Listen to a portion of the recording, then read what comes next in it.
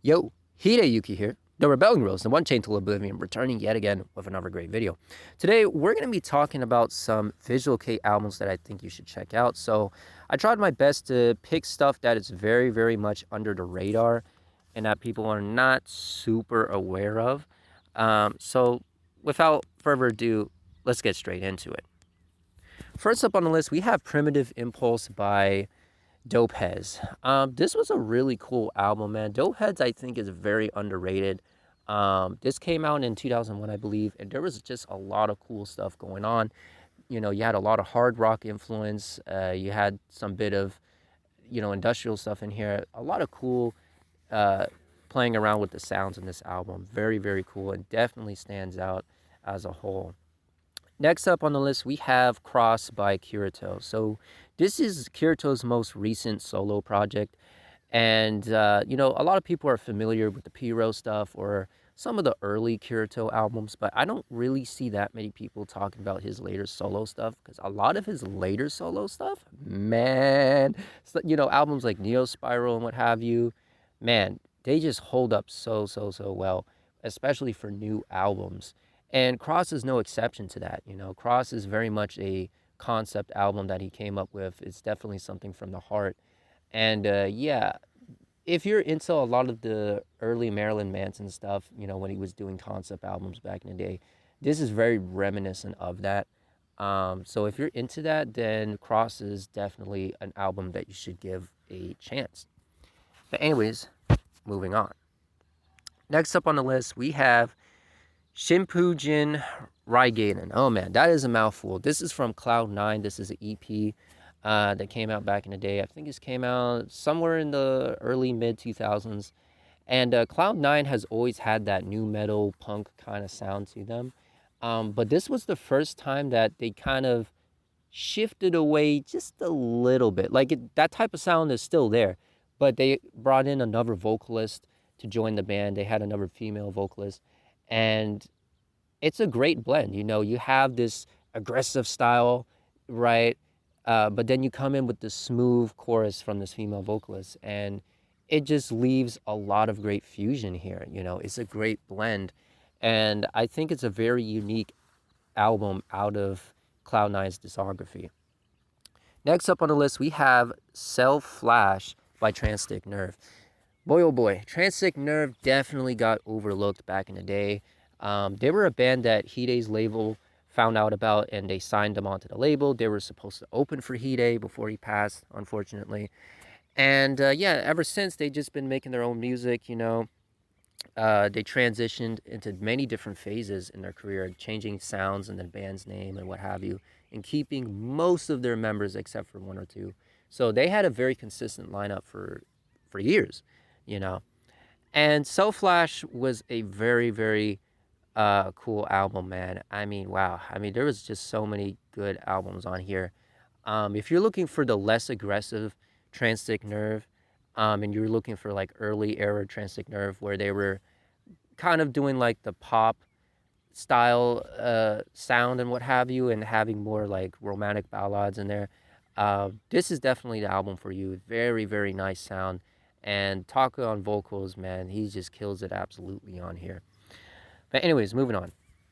Next up on the list, we have Us by The Underneath. Now, this is transitioning from Transtic Nerve, right? This is their second band. This was during, their post-grunge, alternative metal, emo kind of look in sound.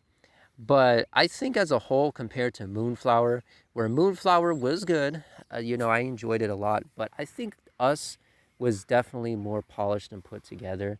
And, you still had that aggressive alternative sound, but, you had a lot more mellow songs and songs that had a lot more going on, like Ghost in the Mirror and what have you and all that good stuff.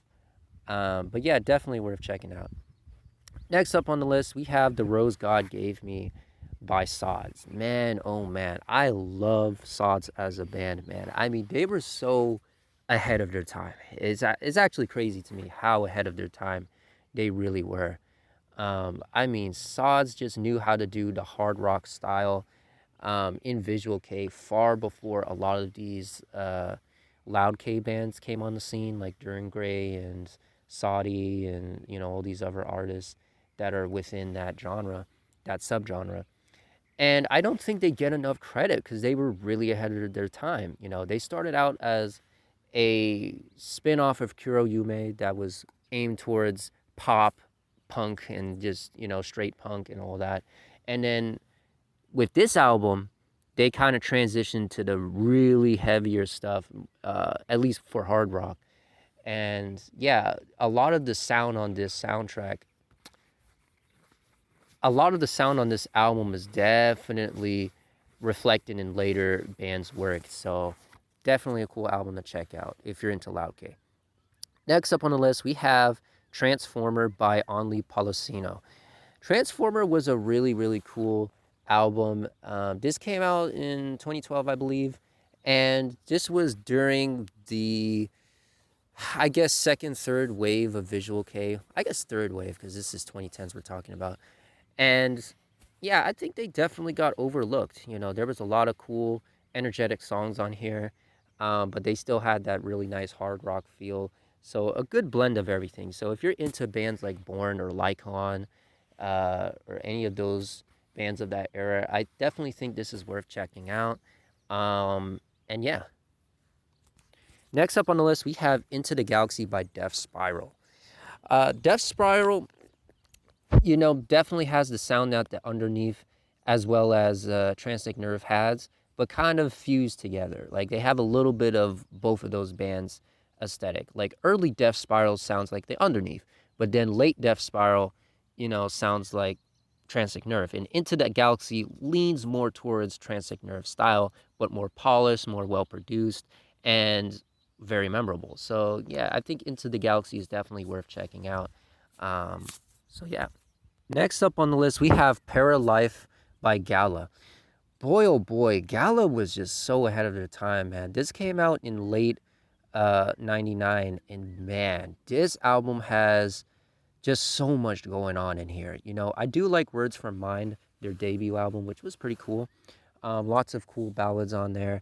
And, I found out this band from watching Initial D because they did some of the songs on there. So I just check out their stuff afterwards, and man, boy, Paralife was just something else. A lot of experimental stuff going on here. They have a little bit of breakcore. They have a little bit of the new metal sound. They have a bit of everything just blending into one. And you still have those romantic ballad songs from Words from Mine on this album. So you just kind of get a good mix of everything.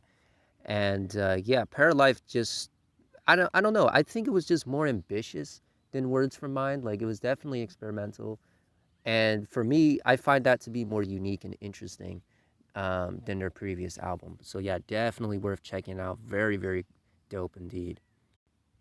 Last but not least, we have Hyper Beat Rock by Dawsane. Man, I have been repping Dawsane for a long, long time. I think this band is one of the most overlooked in the soft visual K subgenre because man, out of all the bands that use a softer sound and they mix digital sound or any of those kind of electro beat elements in their music, Dawsane are an absolute master at doing that, and I don't feel like people talk about them enough. And Hyperbeat Rock is probably one of their best albums to date that I can think of. Definitely worth checking out. I mean, man, there is just so much going on. And yeah, when it comes to Dawson, a lot of people complain about their visual style being simplistic, but we're talking about their music, not their fashion sense in here. When it comes to their music, man, they know how to put out material, man. They're masters of blending those styles together. And yeah, it's definitely worth checking out if you're looking for that kind of style, that sound. And this came out in what, 2002? They were way, way ahead of their time. But yeah, just often overlooked a lot. But if you're a fan of Rider Chips, which, most Rider fans are going to know what Rider Chips is, then you're probably going to enjoy Dawson a lot because, again, it's the same members, you know, but this was their band before Rider Chips was a thing, right? And this was back when they were making music on Avex before they got picked up to do, songs for Kamen Rider stuff. But anyways, with that being said, those are my top 10 Visual K albums that you should check out. Just a lot of cool, unique albums on here, and just a lot of stuff that is under most people's radar. If you're a mega fan, you'll probably know some or all of these albums, but if you're someone that's not really too familiar, this is a perfect list to just check out some stuff, get a little bit more deeper into the scene, and yeah, just expand. But with that being said, Hideyuki here, the Rebelling Rose, and until next time, I'll see you.